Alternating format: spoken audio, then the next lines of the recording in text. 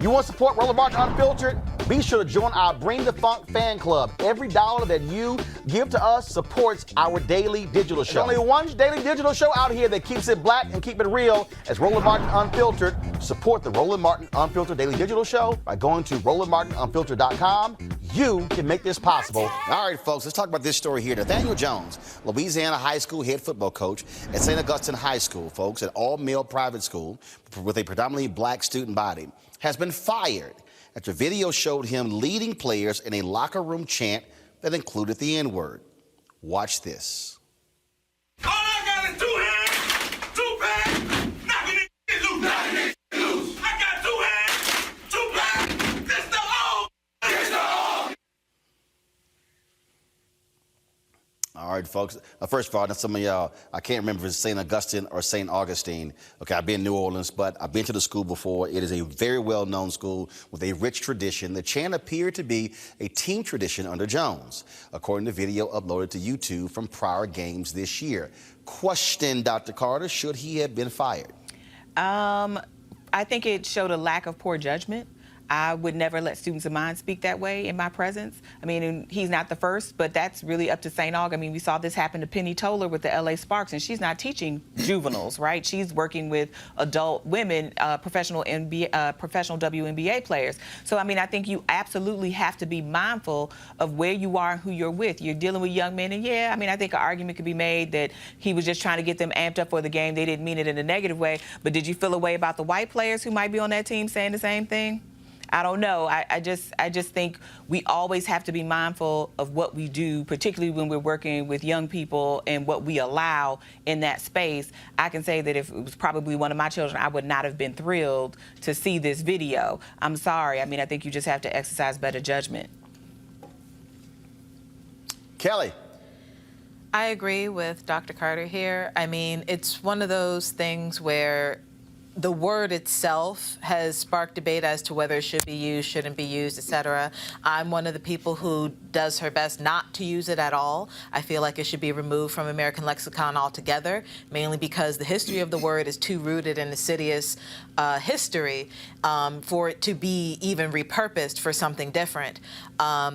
Considering that this is a school setting, these are, still children, and you have an adult who is, a mentor, a coach, a teacher, a leader, surely you have better words in your vocabulary other than something that is already so controversial. And like Dr. Carter was saying, I don't know the specific demographic makeup of this school, but if there's just one white person on that team, how does that person feel about everybody else using the word except him? Or, him using the word and then, record scratch and everybody's just kind of, just stop like, wait, what did you say? Even though like 90 other people said it, it's just kind of one of those things where it can be hypocritical without intending to be. And considering you're in an educational setting, I would just not say it altogether, save that for home if you're going to use it. Yep. Cleo?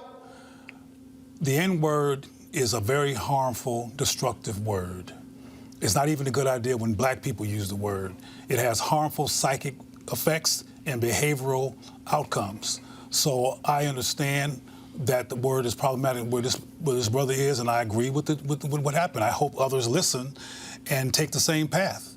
Because even though I'm not sure there's any educational opportunity provided in this context in terms of what's problematic with the word, other than that it's not considered a good word, it's really a problematic word, and we should not be calling ourselves that word. I'm not concerned about the one white boy or girl, whatever, that's there who might use it. I'm concerned about us using it. Mm-hmm. And this man is a leader, or was a leader, a role model, and inadvertently was perpetuating the use of such a disgusting and horrible word, a destructive word. And I think the consequences were appropriate. And again, I hope others watch and learn and do the same thing. Here's the thing that I need people to understand. This is very simple. If a white coach did the same thing, he would be gone quickly. I keep trying to explain to black folks, look, we have to understand this is a different whole deal. This is not your house. This is not in the privacy of your home. This is not on your own social media page. You're a coach leading a team. I also agree with everything folks say. I don't like the N-word. I don't believe we need to use the N-word. I don't want to hear black people who talk about, no, we're going to drop the ER and we're going to put the A on it and we're going to reclaim it. All BS. Delusion. It's all BS. It is a hate word that should not be used. And again, if I want to sit here and talk to somebody black, I would choose a more affirming word. Brother, how are you? Not the N-word. I'm going to do that. And so, look, these are the repercussions that exist. Somebody put on YouTube, they said, who snitched? Y'all, they posted the videos on YouTube. Okay, so other people can see it. But again, this is what happens. Yeah, somebody actually said that, who snitched, when they got uploaded. So bottom line is, you can do a chant. Don't use the N-word. It's that simple. Well, and I mean, it's that simple. It's not necessary. I think it's the simple. No, it's not necessary.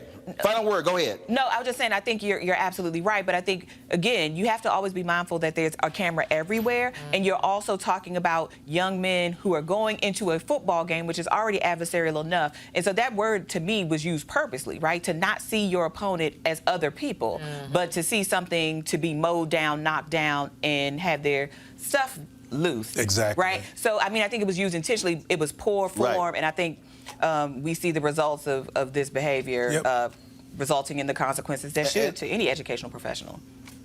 And in fact, it wasn't just the head coach. It was an assistant coach who was leading the chant. So 2 assistant coaches and the head coach have all lost their jobs as a result of the use of the N-word. And again, this is historically black Catholic school there in New Orleans. And so that is the case there. And again, the St. Charles issued a statement saying they were launching a full investigation, saying they were shocked and embarrassed that such blatantly offensive language we use at any school event. And of course, the head coach had been there since February 2018, and of course, no longer at the school. All right, folks, back to that Roland Martin Unfiltered video in just one moment. All right, folks, you've heard me talk a lot about marijuanastock.org. Why? Because I want to keep you informed of investment opportunities that make sense. We've all watched the growth of the cannabis industry. A recent report by New Frontier Data estimates the global cannabis market at more than $340 billion. We know that marijuana legalization is sweeping the country state by state. We also know that marijuana has a good cousin, the hemp plant, with a much higher concentration of CBD. That means hemp gives you all the medical benefits of marijuana without getting you high. Until recently, hemp farming was practically illegal in the United States and heavily regulated by the DEA. However, the 2018 Farm Bill changed all of that, making it legal to grow hemp CBD in the United States, thus creating one of the largest commodities worldwide. What do they need? Land to grow all of the plants. I'm here in Colorado. It's been legal here, and trust me, it has been a booming business. This, of course, is the plan of our folks at 420 Real Estate. Their business model is simple. They buy land that supports hemp CBD grow operations and lease it to licensed, high-paying tenants. That's right, they are hemp CBD landlords, and you can get in on the action.